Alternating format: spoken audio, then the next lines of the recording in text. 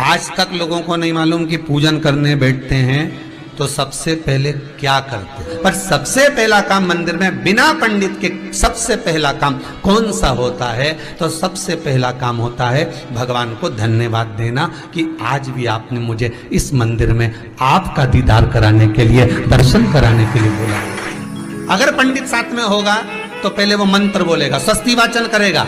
स्वस्ति वाचन करने में उसको अर्थात भगवान के लिए भी प्रसन्नता और आपके लिए भी प्रसन्नता। पर आपके पास कोई ब्राह्मण नहीं, आपको कोई स्तुति नहीं आती, आपको कोई मंत्र नहीं आता, आपको कोई साधना नहीं आती, आपको कोई तप नहीं आता, पर आप इतना तो कर सकते हो कि भगवान के मंदिर में जाकर उनको धन्यवाद दे सकते हो कि तेरी कृपा है जो मुझे चलकर यहां तक बुला लिया, 2 कदम चलाया, यहां तक बुलाया, ये तेरी कृपा है। और बड़ी कृपा करी जो डलिया भर के पूजन का सामान भी लाई, बड़ी कृपा करी जो दूध भरकर भी लाई, बड़ी कृपा करी जो कलश भरकर भी लाई। कितने लोगों का फायदा है कलश भरकर मंदिर ले जाने में? देखिए जरा कितने लोगों का फायदा। हिंदू धर्म में विष्णु पुराण में, पद्म पुराण में लिखा है, सौभाग्यवती नारी जब भरा हुआ पानी का लोटा लेकर कलश लेकर जाती है और उसको देखकर कोई व्यक्ति निकल कर चले जाता है तो जिस काम के लिए जाता है वो काम सफल हो जाता है। मंदिर का ही लोटा, मंदिर का ही पानी, सिर पे पल्लू लेके हर हर महादेव बस शिव जी के चढ़ा रही और इतने प्रेम से रिझा रही। अब फ्री का पानी था तो एक लोटे में मन भी नहीं माने। अरे करा तो भगवान के सम्मुख में पहुंचकर अगर आप जल का पात्र भी लेकर जा रहे हो, भरा हुआ लेकर जा रहे हो, तो कितनी प्रसन्नता की बात है। हिंदू धर्म की रीति है, जिस पात्र को हम जल चढ़ाने लेकर जाते हैं उस पात्र में भगवान के चरणों का जल लाते हैं, खाली पात्र नहीं लाते। क्या लाते हैं? भगवान के चरणों का जल। उस चरणोदक को लेकर आए, घर में रखा, सबने अपने नैनों में लगाया, हृदय में लगाया, चित्तवृत्ति में लगाया। खाली पात्र हम लेकर वापस नहीं आ रहे हैं। शिव मंदिर में जब जब जाओ, जल चढ़ाने के लिए जाओ, पात्र तुमने शंकर जी को पूरा पानी चढ़ा भी दिया तो शंकर के चरणारविंद का थोड़ा सा जल पात्र में डाल के भले 2 बूंद लाओ, 4 बूंद लाओ, इतना सा लाओ, पर लाओ और उसको पूरे परिवार के नेत्रों में जब लेकर आए हो चरणोदक तो लगाओ। पर खाली पात्र नहीं लेकर आना। खाली पात्र लाने में ध्यान दीजिए, जब आप पूरा जल समर्पित कर देते हैं, जल समर्पित भी पूरा करना है, भगवान को चढ़ा रहे हो तो पूरा समर्पण होना चाहिए, पूर्ण समर्पण। इसलिए शंकर भगवान को अधूरा समर्पण नहीं, इसलिए श्रीफल भी पूर्ण चढ़ता है। शंकर जी के मंदिर में श्रीफल नहीं फूटता, पूर्ण श्रीफल। बेलपत्री भी पूरी, चावल का दाना भी चढ़ेगा तो आखा, फल भी चढ़ेगा तो आखा, फूल भी चढ़ेगा तो आखा।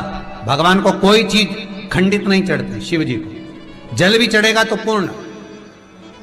जिस जल को चढ़ाने के लिए लेकर गए उसको बचाकर नहीं लाना है शिव मंदिर में से, संपूर्ण भाग। क्योंकि भगवान के चरण की रज जब हमारे घर में प्रवेश करेगी तो हमारा आत्म कल्याण तो स्वतः ही हो जाएगा। शिव करुणा कर ही देंगे। पर कई लोगों की आदत रहती है, और आपने भी गलती करी होगी, गए होगे, चढ़ाकर भी आए होगे, पूरा पानी भी उंडेल कर आए होगे, चढ़ा भी दिया, छोड़ भी आए, पर लेकर नहीं आए होगे।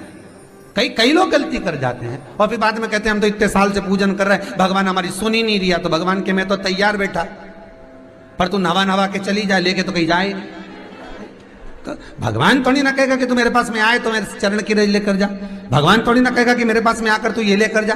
भगवान तो कहेगा मेरे पास में आया है, मांगना कुछ मत, बस मुझे जो स्नान कराया है मेरा चरणोदक लेकर जा, छीट दे पूरे घर में, संपदा भरना मेरा काम है। जहां मेरी चरण की रज पहुंच गई वहां संपदा स्वतः पहुंचती है, मैं वहां पहुंच जाता हूं। तो चरणों तक ले जा। पर लोग ले जाते हैं, पूजन करते, कलश भी उंडेलते, जल भी चढ़ाते, पर आते समय खाली लेकर आ जाते। भगवान को इतना बुरा लगता, मेरे दरवाजे से खाली जाए, मुझे कितना बुरा लगेगा। जो आए वो भर कर जाए, भले 2 बूंद लेकर आओ, पर उसमें चरणों तक थोड़ा सा लेकर अवश्य आए।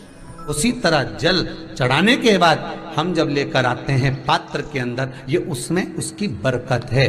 गर्ग संहिता में दूसरी चीज कही, उसको भी समझ लीजिए।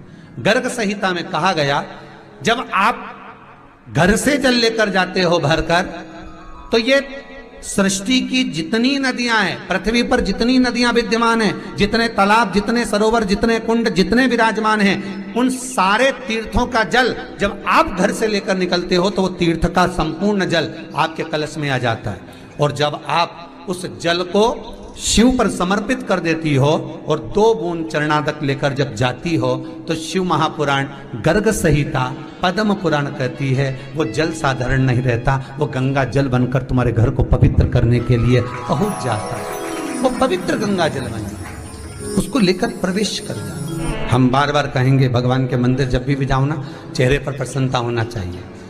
किसी से मिलने जाओ ना, चेहरे पर अगर प्रसन्नता नहीं और ऐसे ही पहुंच गए ना तो वो श्रेष्ठता नहीं मानी गई।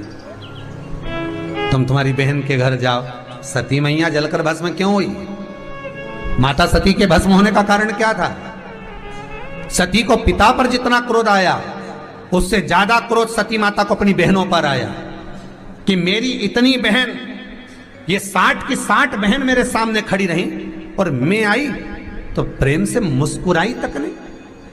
आप किसी के यहाँ जाओ और कोई के यहाँ पहुंचे और जाते से ही आप उस पहुंचे और कहा जी जी राधे राधे, जय श्री कृष्णा, हर हर महादेव, श्री शिवाय नमस्तुभ्यम, ओम नमः शिवाय, आपने बोला और उसके चेहरे पर प्रसन्नता नहीं आया तो ऐसे घर में जाने से कोई फायदा है क्या? और आप किसी के यहाँ जा रहे हो तो आपके चेहरे पर भी प्रसन्नता होना चाहिए, सामने वाले को तो हो, आपके भी चेहरे पर भी। मंदिर में जब जब जाएं, गुरु के दरवाजे पर जब जब जाएं, परमात्मा के चरणारविंद में जब जब जाएं, माता पिता के चरणों में जब जाएं, घर के बुजुर्गों के पास जब जाएं तो तुम्हारे चेहरे पर प्रसन्नता होना चाहिए।